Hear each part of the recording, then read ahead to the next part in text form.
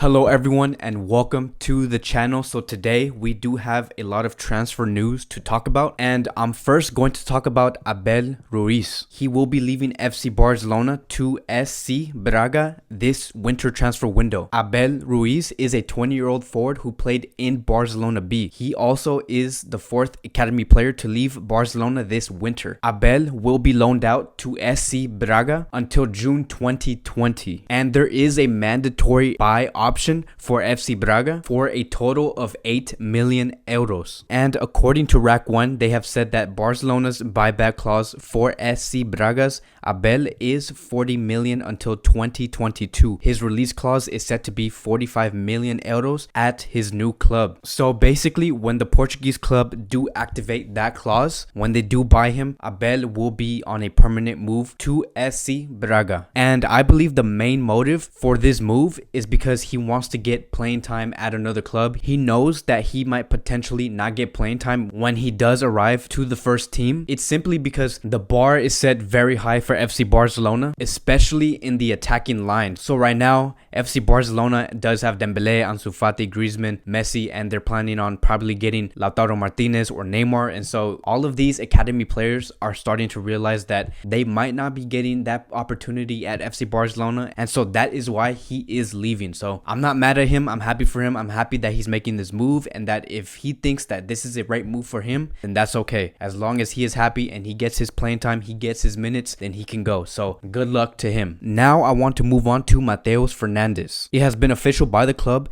that Barcelona and Palmeiras have reached an agreement for the transfer of the player Mateus Fernandes, and he will join the club on July 1st, 2020. Then if we continue here, the transfer fee will be 7 million euros plus 30 million in add-ons, and the player will sign a 5-year contract that will take him up to the end of the 2024-25 season, and his buyout clause is set to 300 million euros. So Fernandes is a 21-year-old Brazilian center mid. He can also play defensive mid. So as I was analyzing him, as I was seeing him play for his team, he is a player that loves to go forward. He loves to go up and take risk. He's a very technical midfielder, but he is a player that exposes the ball way too much. He likes to take risk going up front, and that is because he is a very skillful player, and he knows that, and he likes to take advantage of that, and he relies heavy on it, which is a good thing, right? Because he has confidence going up the pitch. That's how every player should feel when they go to FC Barcelona. They should have confidence going forward, going back, going left, going right. But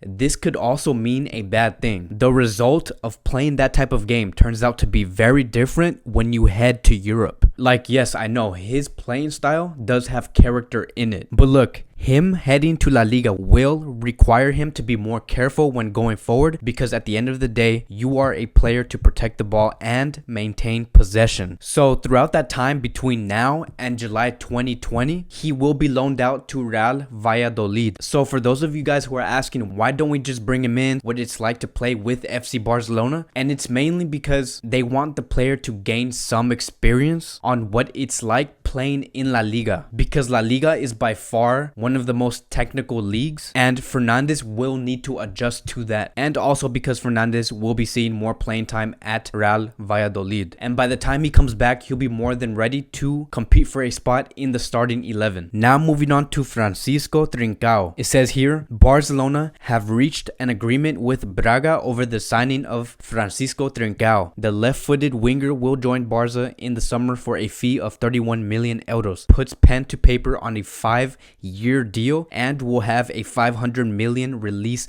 clause. Now that does not surprise me at all. Release clauses are super high these days, so of course it's going to be 500 million. I don't expect anything different or anything lower. So Francisco Trincao is a 20-year-old Portuguese football player. He is a player that's very versatile. He can play right wing, left wing, center forward, so I'm very glad that we got him, and good luck to him. I don't know if he's going to be loaned out to another team, but he is one of our players now. So Barcelona has been making a lot of moves over the past 24 hours, and that's because the transfer window, this winter transfer window, is going to be closing like within 5 to 6 hours. And we also have a report that Barcelona and OGC Nice have reached an agreement for the loan transfer of Weg until June 30th. So he will be leaving, he will be going on loan, and now he is the 5th academy player to leave this winter transfer window. I believe it's a good move for Weg because he will be gaining more playing time. He doesn't have any spot at FC Barcelona right now. He's not good enough. I don't think he's good enough because we still have Sergio Roberto, Semedo, and a bunch of other players, right? We might even get Emerson. So it's a good thing for Weg to leave this transfer window because maybe potentially he might get better as he gets more minutes playing in that other team. So good luck to him. But I want to focus on the 2 players that Barcelona brought in. And I believe what I'm about to talk about is a very important topic. I believe that it was a smart move from the club, and let me tell you why. Mainly because it will highly benefit Quique Setién. Every player that has been signed in this transfer window will be arriving in the summer of 2020. Now, what does that mean? What does that mean for Quique Setién? That means that Quique Setién and the staff will have time and analyze these players to see how they are progressing over the next 6 to 8 months. It will give Quique Setién the chance to plan before the next season starts. So it's a very smart move. The directors, the coaches, the staff, anyone that's working in that area are communicating well. And I believe that's their plan, right? They understand that in order for Quique to bring his best version of Barcelona, he will need preparation, time, and deeply understand what type of players he will be dealing with. Now, the last topic that I want to talk about is the Copa del Rey, because we just drew Athletic Bilbao about 6 hours ago. So we will be playing against Athletic Bilbao on February 6th at the San Mamés Stadium. It's going to be very intense. And Quique Setién did speak a few words about this draw, and this is what he said. I would have obviously preferred to be playing at home, but at the same time, it's obviously